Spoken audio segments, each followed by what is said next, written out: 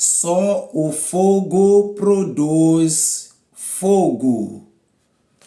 Leonard Ravenel. Continua conectado, continua ligado para aprender muito mais.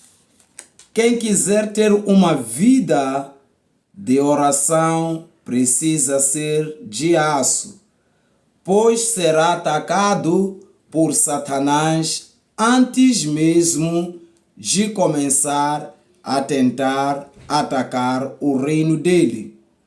Se ao orar nos limitarmos a apresentar uma lista de pedidos diante do Rei do Universo, estamos restringindo a menor de todas as facetas dessa prática tão complexa.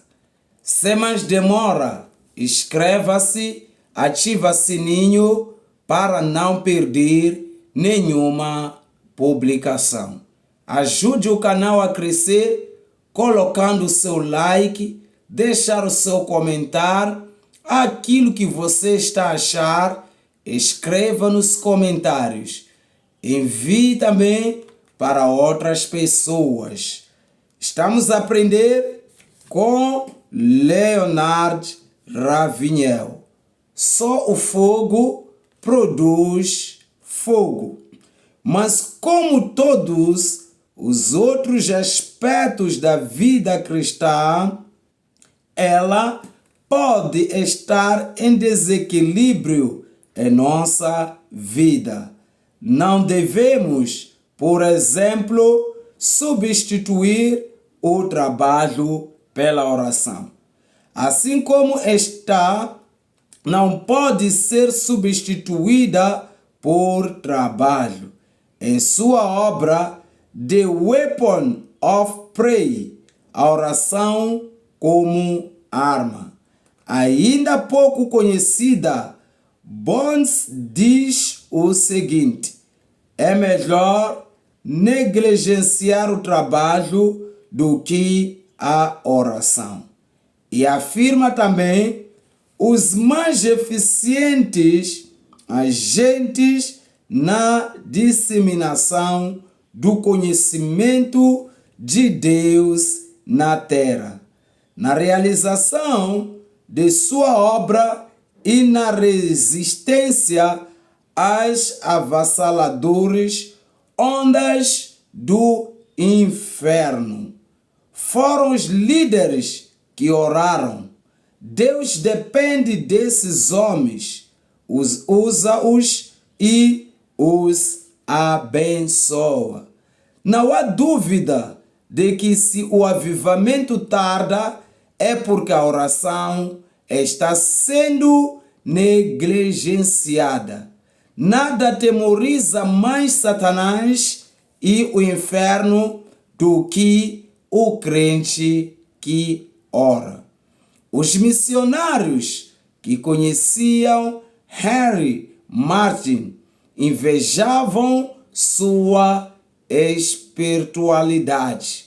Um deles disse o seguinte a respeito de Martyn: se eu pudesse ter a mesma perfeição que ele, sua profunda espiritualidade, sua diligência, sua superioridade em relação ao mundo, seu amor pelas almas perdidas, sua preocupação em aproveitar todas as chances que lhe surgissem de ser uma bênção para alguém, seu conhecimento de Cristo e das coisas do céu.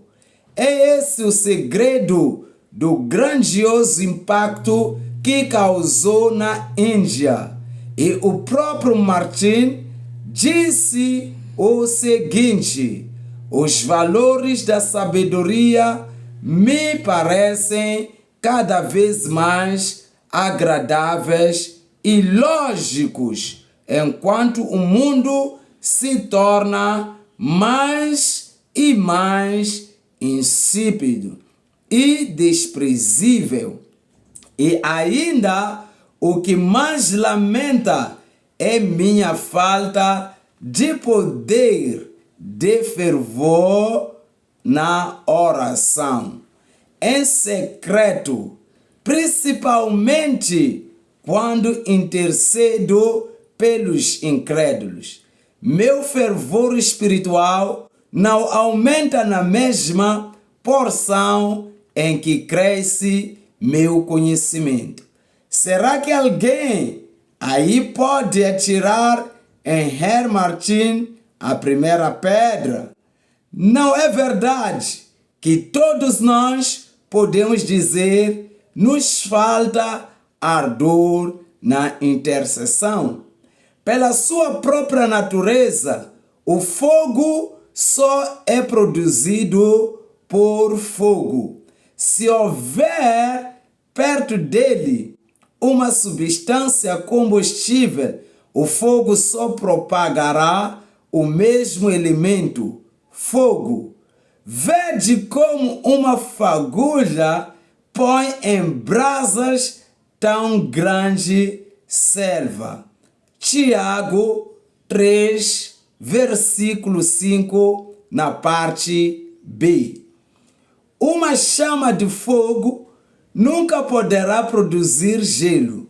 Assim também, o diabo nunca produzirá homens santos. Pastores que não oram nunca poderão reproduzir guerreiros da intercessão.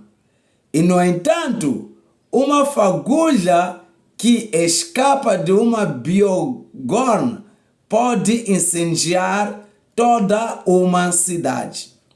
Com uma só vela pode ser acesas 10.000.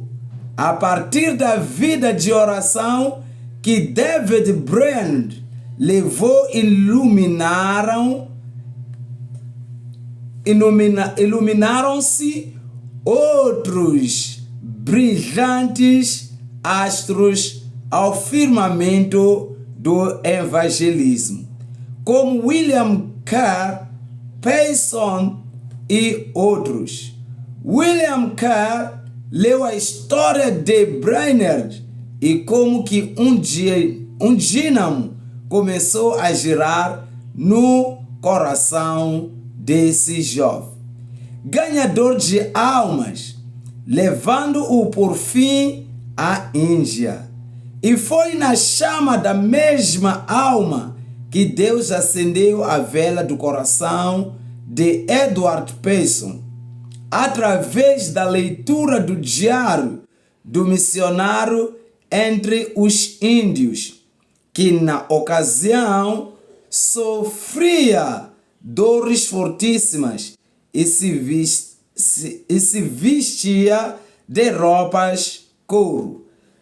Payson, então com 20 anos, recebeu inspiração para dedicar-se à oração e o fez de tal forma que quase eclipsou o testemunho do próprio Brainerd. E para citar mais uma alma irmã da de Brainerd, outro destaque na oração, que faleceu com avançada idade de 29 anos, mencionarmos Robert Moore McCheyne. Esse gigante da oração sentiu-se atraído para a maior de todas as tarefas que a alma humana pode se dedicar, quando leu a respeito de Brainerd. E outro grande homem de Deus que se inspirou na vida de Brainerd foi Jonathan Edwards. Ele testemunhou o avanço da tuberculose a consumir o organismo de Brainerd, enquanto Jerusa, a filha dele e noiva de Brainerd, choravam.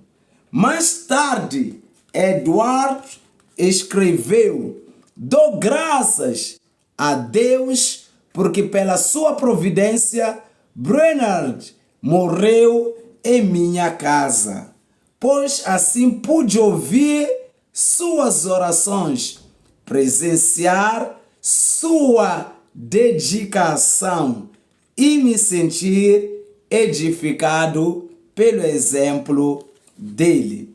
Na mesma época em que David Brainerd estava morrendo, João Wesley se encontrava no ápice de sua carreira espiritual.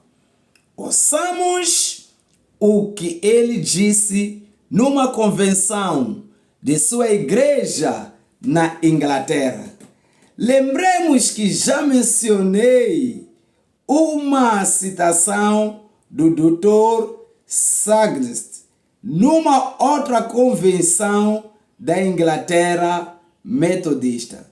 Disse Wesley: "O que poderemos fazer para reavivar a obra do Senhor nos locais onde ela está em declínio?" E em seguida, esse incansável e intrépido evangelista que abalou 3 reinos respondeu à sua própria pergunta, dizendo: "Todos os pregadores devem ler atentamente a biografia de David Brainerd." Então aí está. Vamos citá-los novamente: Payson, MC Chain, Carl, Edwards e Wesley. Todos eles famosos, todos inspirados pela mesma chama, todos devedores a David Brainerd, que embora doente oravam com fervor. É chegado o conflito das eras, essas coisas distorcidas, antibíblicas, que leva o nome da igreja, mas que se mistura com o mundo e desonram aquele a quem ela diz ser seu Senhor. Já foi desmascarada, é uma fraude. A verdadeira igreja nasce dos céus. Nela não há pecadores e fora dela não há salvos. Ninguém pode colocar o nome de outrem em seu rol de membros, nem tampouco pode riscar aquele que lá estiver registrado.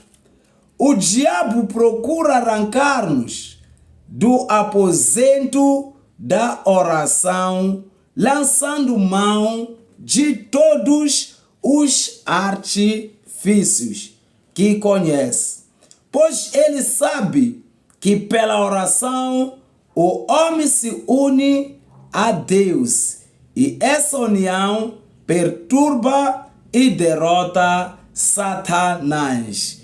E ele está bem ciente disso.